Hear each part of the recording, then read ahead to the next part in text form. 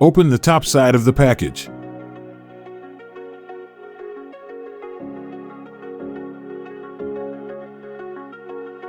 Unwrap the front wheel side.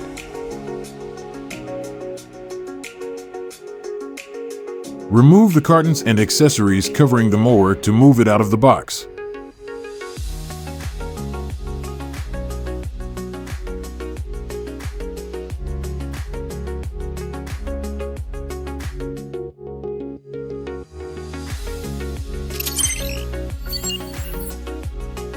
Pad the cardboard insert under the handle.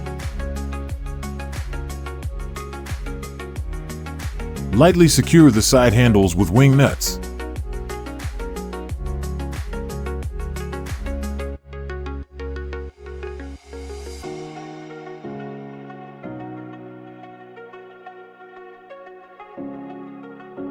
Turn the handle upward until the arrow mark on the locking gear aligns with one of the 3 operating positions on the handle mounting plate.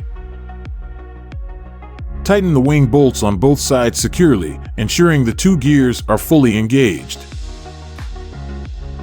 The lawn mower is now ready to operate.